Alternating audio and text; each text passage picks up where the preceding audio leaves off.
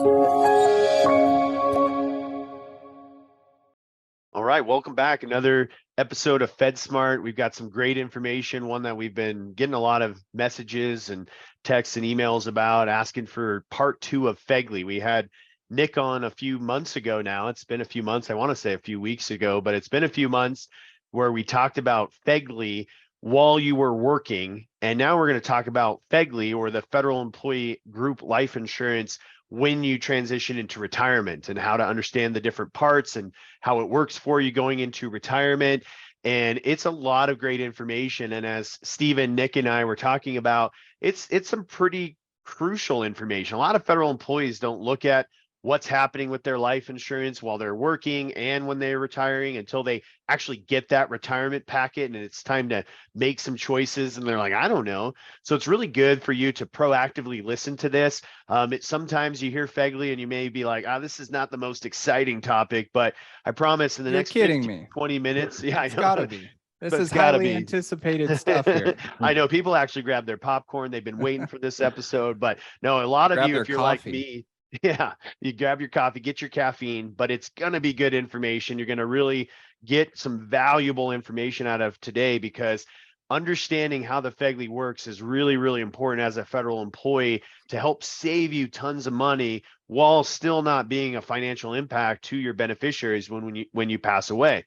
So the reason it's taken a couple months to get back together is for those of you who are watching the video, you see we've got Nick back on, and Nick is our federal life insurance consultant. He's very, very knowledgeable in the federal life insurance and helps federal employees all over the country understand their federal life insurance and then maximize their benefits. So between the three of us, we each do about 40 to 50 meetings a week with federal employees. So trying to nail us all down to do a follow-up has taken a few months, but the highly anticipated second edition FEGLI when we're going into retirement has happened. So Nick, thanks for joining. We're just going to jump right into it so that we can give the people what they want. And we're just going to start going through it.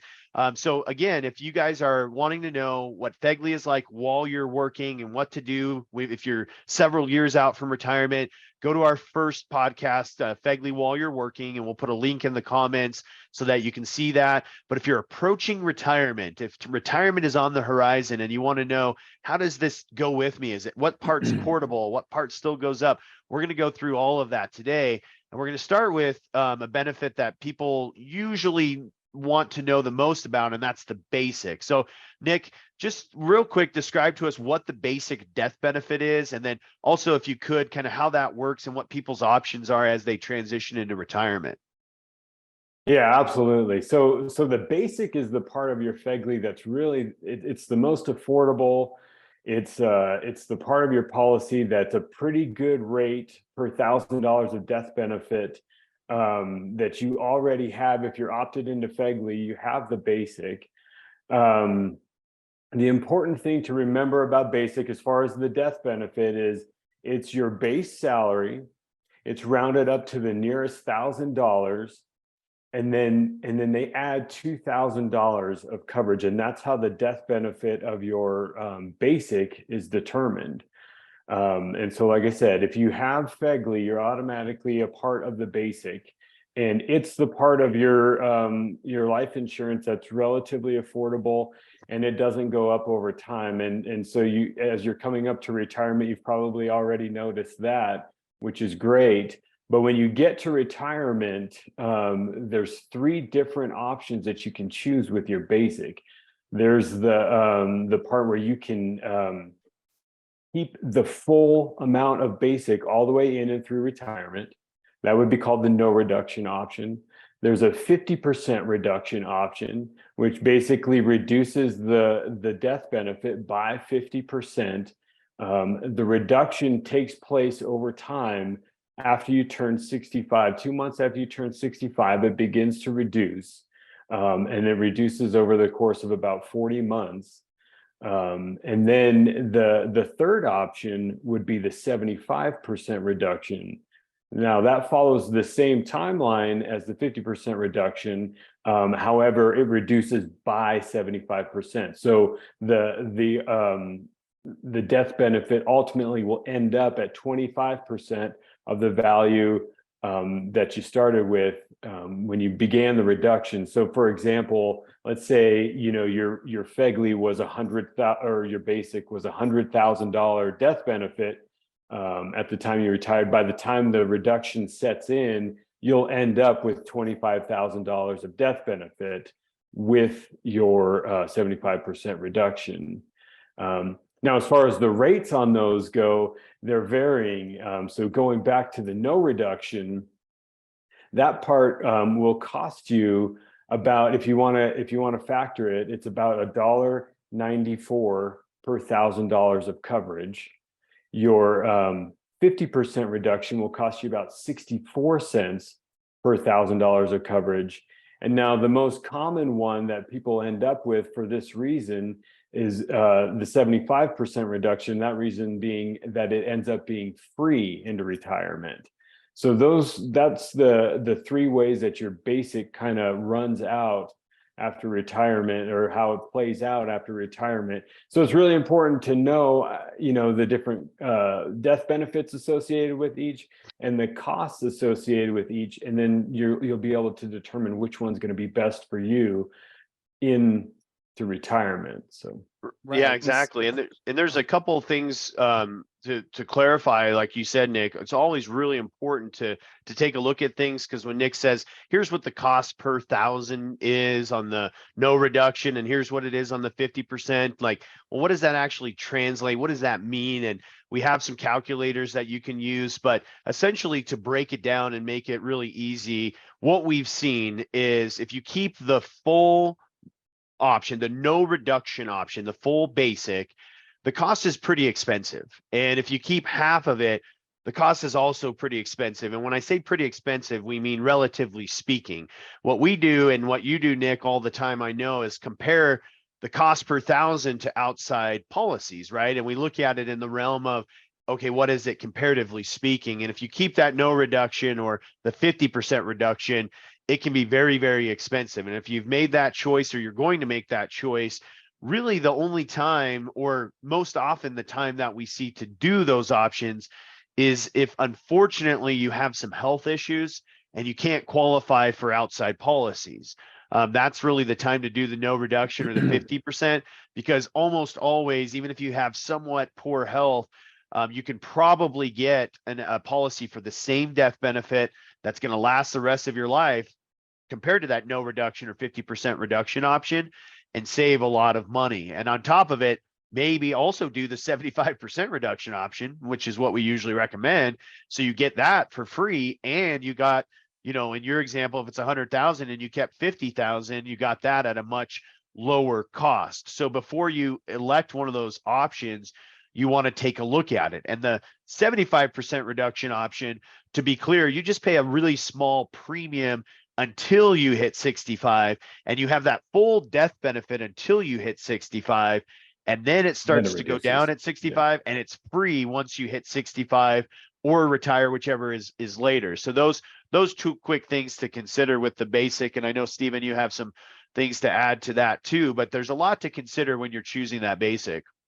Yeah, no, I was actually going to reiterate just what you said, how the cost per 1,000 is calculated. So in Nick's example of 100,000, like you mentioned, it's like almost $2 per 1,000 if you're keeping the full benefit. So for 100,000, you're paying almost $200 a month for potentially not a whole lot of coverage. That's why what Jesse's saying makes sense, to consider your options, possibly on the outside, depending on your health and everything. Usually $100,000 like term policy or something like that could be substantially less expensive.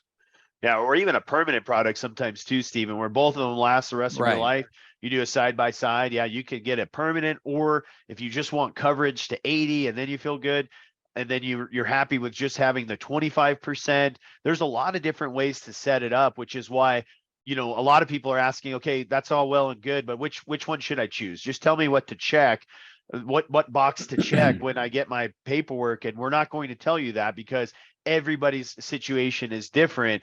Like I said, you definitely want to do at least the 75% reduction option. I mean, it's going to be very inexpensive, and and free after the age of 65. So Yeah. there's almost never a time where we say, I mean, I just met with somebody a couple weeks ago. They have a lot of assets. They don't have any debt.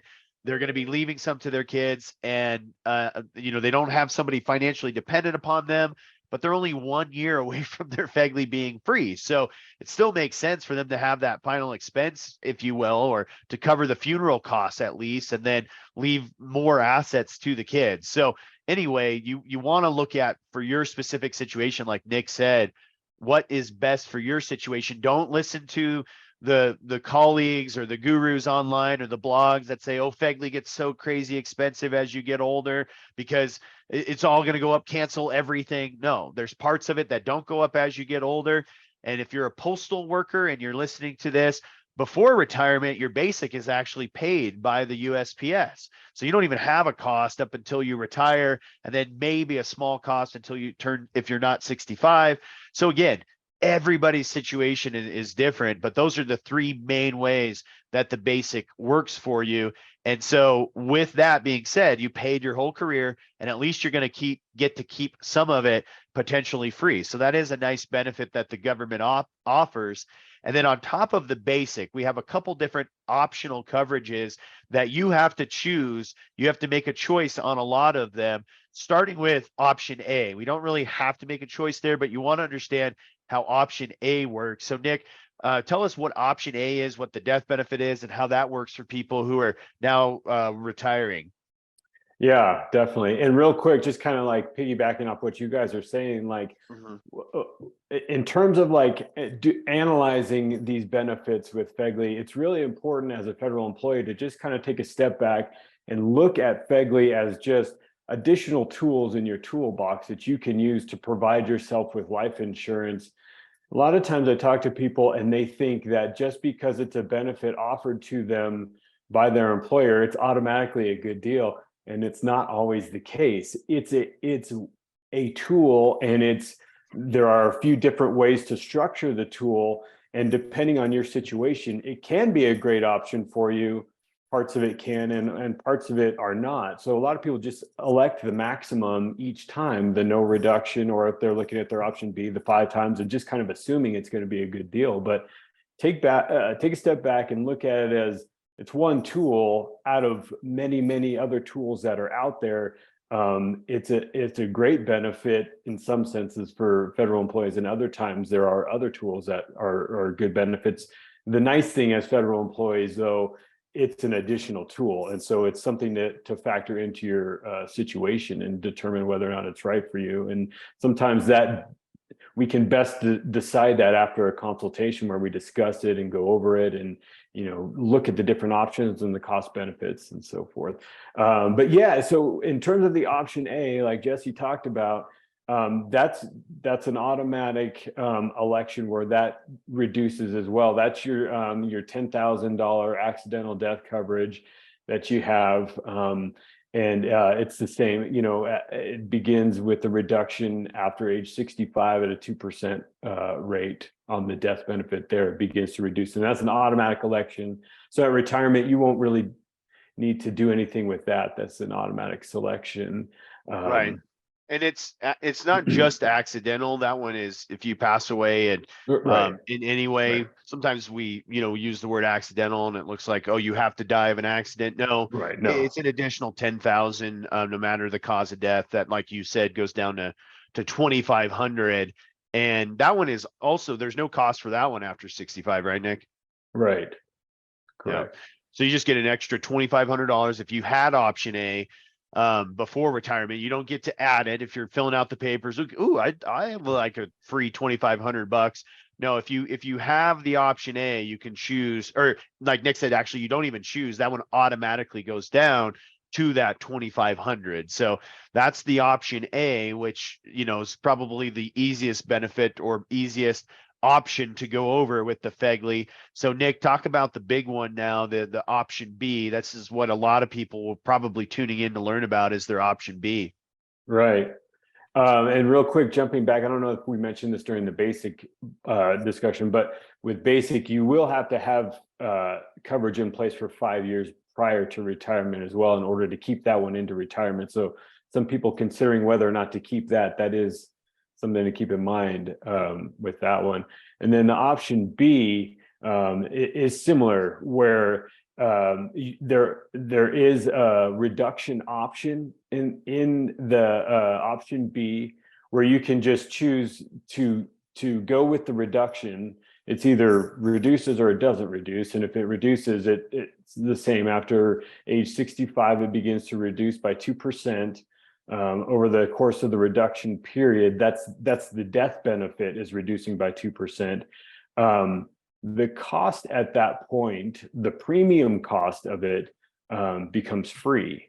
So that is nice. If anybody has kept their option B all the way until age 65, which is a rarity these days just because it gets so expensive, you know, that age 60 price increase is the mammoth, the one that, you know, hits pretty hard. So usually by that point, a lot of people have, if they're able to, have dropped their option B or at least reduced the multiples, you know, there's different ways of kind of calculating which option to go with there, whether you go with a private policy or you just gradually reduce the multiples to kind of absorb the cost increases.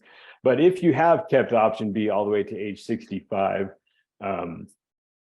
that's how that one works. So yeah, so where all the other ones before, what we were talking about, basic and option A reduce, that's not the case with option B. It will continue to go up every 5 years until you have a nice house payment of what you're right paying for it. It's about what it is. Yeah. Yes. If you haven't seen those costs, if you're listening, we encourage you to check out what those FEGLI option B, if you did keep it, it goes up every 5 years until age 80, and then it never goes up again. But by 75, into that 80 age bracket, like you said, I mean, it's usually more than what you were paying for your mortgage, or at least equal. It's crazy. I mean, we've seen it, and $1,200 to $6,000 a month for your costs for that option B. So that's why too, like Nick said, sometimes you're looking at it like, well, I'll deal with that later. I'll kind of keep it for now. But at 55, it doubled in cost on you. At 60, it more than doubled again.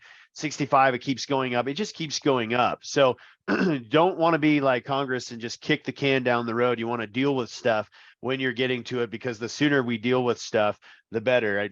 I'm joking, because now we're looking at Social Security and things like that now Congress is having to deal with it. Same thing that we're seeing with federal employees. If we kind of push it off and we'll deal with it in our late 50s, 60s, maybe late 60s, 70s, you can still look at your options. And Nick, I know you help people every week in their 60s, and a lot of people say, it's too late for me. No, there's still a lot of options, but if you can take care of it in your 40s and 50s and 60s, don't put it off, because the sooner you take care of it, the lower your cost is going to be with other options that you have available to you. So it's worth noting too, you can reduce the multiples, which does help. And why someone might want to do that is if there's no way you can get an outside coverage based off your health or whatever else, sometimes that is a viable option too. If you reduce your multiple, it's option B's 1 through 5 as far as multiplying your salary.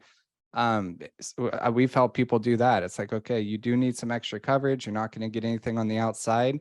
So what coverage do you need? And you can reduce that multiple. So yes, it will still go up every 5 years, but not as dramatically. Right. And that's perhaps one of the biggest benefits too of actually talking to Nick, is Nick can also help you decide and figure out how much life insurance do you actually need too, where you're not a financial impact to your beneficiaries if something were to happen to you. I mean, there's times, Stephen, like you said, where we look at stuff. Yeah, unfortunately, you can't get an outside policy, but if we reduce your multiples down to 3, you're still going to be, or in cases too, it's like you actually don't need life insurance. Do you want to just leave something for your grandkids and kind of pay for their school or be a blessing, or not, because you don't actually need it? You're not going to be a financial impact. The whole reason you acquire life insurance is so that you're not a financial impact to somebody. And that's why we have it. So there's times where Nick will say, to your point, Stephen, okay, we can't get outside policies, but the good news is you don't need 5 times. We could go down to just your basic, or just one time option B or whatever. Or again, maybe you don't need life insurance at all. So that's one thing that Nick really helps people figure out. He's not just going to try to sell somebody a policy that they don't need, or keep them in FEGLI if they don't need it. And we've met with people in their 50s where, yeah, you actually don't need any life insurance in your situation. Just keep the basic for the burial for your family, and then put the rest in the TSP, and they're able to really up their investing for retirement. And they're really grateful for that too. So that's a lot of benefit that Nick offers. And in my opinion, one of the biggest benefits is really figuring out, okay, good, I can rest easy knowing that I've got the appropriate amount of coverage to where I'm not a financial impact to my beneficiaries, as far as I can believe, as far as we can plan for. So that's a huge benefit as well. Guys, anything else on the option B that we didn't mention before we jump into option C? I'd like to buy a vowel, Pat. So jump into option C. I don't think No, so. I think it's just like you said, though. It's just taking a step back, looking at all the tools that are available to you, now factoring in what we know about the basic,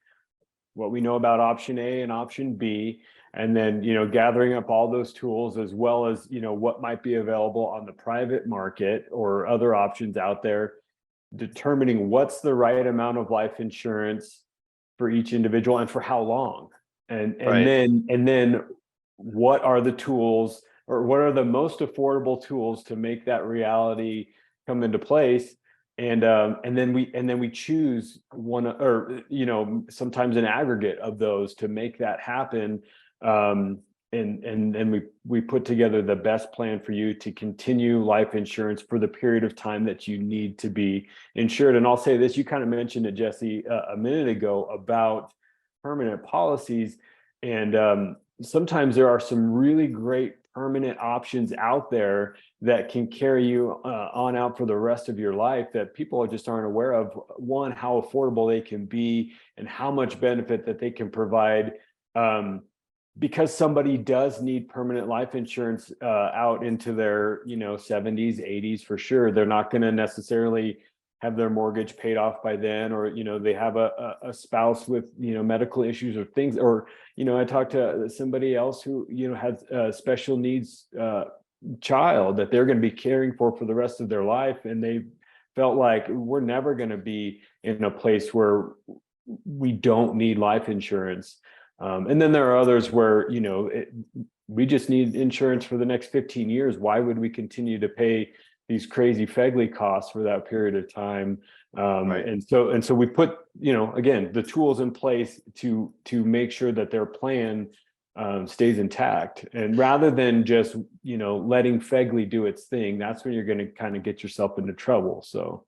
Right. And there's other things too, Nick, that we want to mention really quick that you want to talk to Nick about. Like, sometimes you help people acquire permanent policies as well with a long-term care rider. I mean, there's other policies out there that have long-term care benefits in them. They've got disability benefits if you're still working for many more years. I mean, life insurance as a chassis can be used for a lot of other different solutions as well, including long-term care and other things. People who can't acquire traditional long-term care insurance, they can sometimes qualify for life insurance that has a long-term care rider or is built to help address long-term care. So there's a lot of other additional benefits that life insurance can provide that some people haven't even thought about. Oh, you've got your death benefits a pretty good amount, but you need this additional benefit, and here's why. So again, there's so much to go over that it's such a beneficial thing to meet with somebody like Nick, who's a consultant. He's not just trying to sell everybody the same policy or just a disability policy. And we did not make this clear on the option B too. I mean, to give us an idea, you might, if you're listening to this, you might want to go to a website called FEGLISavings.com, because we kind of mentioned it, but the amount of savings that we see with people getting the exact same death benefit on the outside, even if they're getting kind of the standard rating, the average rating, I mean, the least I've ever seen somebody save is $32,000 in cost over that same period of time for the same death benefit. And that's the least I've ever seen. Sometimes it's $100,000+ of savings. And it's like, people don't believe me until we actually show them the spreadsheets and how the costs run out. It's over $100,000 sometimes, which is, pretty remarkable. Well, over $100,000 too, to not give up anything. It's not like Right. you're saving $100,000 and now we cut your death benefit in half. It's like, here's $100,000 savings. And oh, by the way, you still have the same death benefit that you had in option B. Or, again, when we do the analysis, maybe you just reduce it down a little bit. You go from, if you had a $500,000 policy and we find out you only need 400, then the savings becomes even greater. And you save, like you said, Nick, I mean, we've seen people, it's not uncommon at all. We've seen it often where people are saving 100,000 or more in costs for the same death benefit. And so sometimes it becomes the ultimate, like, kind of no brainer. Yeah. Sometimes it's like, wow, why wouldn't I do that? And what we hear quite often each week is, well, that's a little too good to be true, but it is true. And that's why, again, the sooner you can take a look at that and lock in some of those costs, because it's crazy what you can do on that option B. And so the last benefit we need to talk about, again, kind of piecing in everything, but as a part of your plan is, well, what can I do to plan for my spouse and my kids? What options do I have? And that's where option C comes in, and that's covering families. And how does option C work, Nick? And especially going into retirement. Yep. So option C, it's similar to option B in that you have basically two choices at retirement. You can choose the no reduction option, where it stays just as it is. And just as a refresher, so the option C is a 5 times multiple death benefit for your family. So for your spouse, it starts at increments of $5,000. For your children, it's increments of $2,500, and then your multiple of 1 to 5. So if you chose 5, the max would be $25,000 on your spouse, $12,500 on your children. Now, this is the one most frequently, people end up kind of dropping, because one, by the time they're in retirement, their children are not even eligible anymore, because it's only your children 22 and younger are eligible only. After that, they're not even eligible. And a lot of people don't even realize that either. I had some people say, well, what am I paying $13 a month for? And it's Exactly. like, well, you're not. You're getting nothing out of it. You should cancel that immediately. Other people, maybe they have a spouse, that they do have an illness and they want to see that they continue to get coverage, and you can keep that. And in which case you would choose to keep the full amount, and then the cost just goes up with age, similar to option B. And again, we can run those calculations, if we get a chance to talk, and I can tell you basically where your costs will go on the option C. And then the other option would be to just do a reduction of your option C, where it would reduce on the similar trajectory or timeline as your option B. Or you can elect to just cancel it altogether. If you have no one in your family that would need that coverage, there's no reason to pay the extra $13 a month. But again, sometimes we talk with people and they just assume like their employer offered all these benefits, we'll just take all the benefits, and then they don't even necessarily know why, which one each of them covers. So it's not uncommon for me to talk to people who have no family at all, but they have 5 times in their option C.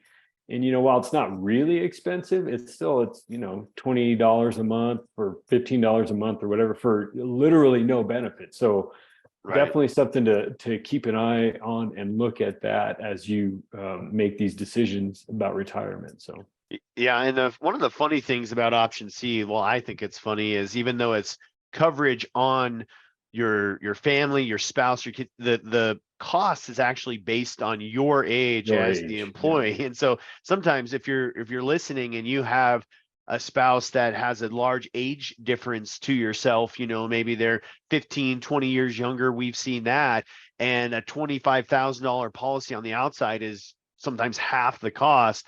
And so the other crazy thing is it's going up every 5 years as you get older, even though it's coverage on your kids and your spouse. It's based on your age as the employee. So you want to be aware of that. And another good reason to look at everything. And Nick's right. I mean, I've been doing this 19 years, and I can't tell you how many people have gotten divorced and they don't have kids and they still have option C. And I mean, I've run into so many people that have had option C. And like you said, Nick, they don't have a spouse or they don't have kids. They are paying option C. It's your responsibility as the employee to notify OPM that my kid's aged out, Right. It's or not I automatic. got divorced. Right. They're not going to proactively reach out to you and say, hey, I noticed that your kid's aged out. Right. Do we need to drop this? You need to be aware of that. So that's the other thing that we review. And I mean, countless times in this as well, when we're doing consultations, I've had people say, well, no, I don't have option B. I dropped that years ago. And I've even seen it as high as $900 a pay period for an individual that swore to me up and down he didn't have life insurance, but had a lot of expensive deductions coming off his check. So we reviewed it, and he was paying $900 a pay period. Now that's of course an extreme case, but to give you an idea, when you have 26, 29 different deductions coming off of your check, it's really hard to know what you have, what you're paying for, and are you getting a benefit of what you're shelling out each month. And so, you know, if you're listening to this, I would highly encourage you to do a free consultation, you know, with Nick. You know, Nick, they can email you and they can set up a free consultation if they'd like. You know, no obligation. You're not just, it's not going to be a sales pitch. You're trying to sell them one policy. We don't work for one company, but he can research, you know, the companies that are available in your state to find you the best option. And so, Nick, what's your email address that somebody can email you if they have questions or they want to set up a free one-on-one? Yeah, so it's fedwiselife@gmail.com. So once more, fedwiselife@gmail.com, and shoot me an email. And even if you're more comfortable just emailing a question over, we can get a conversation going that way. It's usually best though to get you know, a full consultation put together. And again, like kind of Stephen introed it with, it's not the most exciting topic in the world, but you really want to stay on top of it because it can quickly get away from you. And a lot of people just sometimes assume, okay, I'm going to just keep my FEGLI on into retirement, not knowing where the costs are going. And then all of a sudden FEGLI prices you out of the life insurance market before, you know, you're ready to be done having life insurance, and you can kind of get caught in a sticky situation. So it's really good to sit down and talk about that ahead of time. And then like Jesse mentioned, the reason it's important to get the conversation going is because everybody's situation and details are different. Some people are in a different financial position. Some people, everybody's in a different financial position, and everybody's timeline is different. You know, how long you'll need life insurance for and how much. And then we'll gather What all your the tools. outside assets are. I mean, it is Exactly. such a good point because you got to take the full picture in your individual situation, because there's a lot of people who probably don't need life insurance just based off of how much assets they have and having no debt and all these things.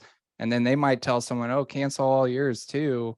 And maybe they don't have the assets and they can't get outside coverages and all these things. So it's a great point, Nick. Right. Yep. All the armchair advisors, you know, that don't know. I always say, Nick, Stephen and I always say, if somebody hasn't asked you, what are your goals, needs, they shouldn't be giving you advice. Okay. You should only take advice from people who've sat down and said, what are you trying to accomplish? What do you need? And then based on that, they're trying to figure out what's best for you. So Nick, we really appreciate you jumping on again with us, taking some time out. I know you've got about 80 federal employees that are waiting to hear from you about their life insurance. So we'll let you go in just a minute. As a reminder, if you listen to this podcast and then later you're like, oh, I do want to talk to Nick, what was his email again or whatever, you can also always message our podcast, you know, FedSmartPodcast.com or our website, FedWiseRetirement.com, and we'll always get the information to Nick. If you don't follow our Facebook page and our LinkedIn page, we highly recommend you get on there. We're posting updates all the time. If they change the life insurance or any of your other benefits when it comes to federal retirement planning, all of that, we're going to keep you up to date. So on Facebook, search FedSmart Podcast. You'll see articles Nick's written, Steven's written, and myself on there all the time. So anyway, we're happy to help any way that we can help you understand your benefits. Reach out to us with any questions that you have, other topics that you want us to go over, and clarification needed on what we've went over today. We're happy to go through that. So Steven, Nick, appreciate you guys. Have a great rest of your day, and we'll see the rest of you on our next episode of FedSmart. FedSmart Podcast is meant for informational purposes only and should not be taken as financial advice. FedSmart, Jesse Black, Stephen Puckett, and Federal Retirement Consultants are not affiliated with any government agency or OPM. Jesse Black offers securities through Creative One Securities, LLC, member FINRA, SIPC, and Jesse Black and Stephen Puckett offer advisory services through Creative One Securities, LLC, an investment advisor. Federal Retirement Consultants, FedSmart, are not affiliated with Creative One Securities, LLC.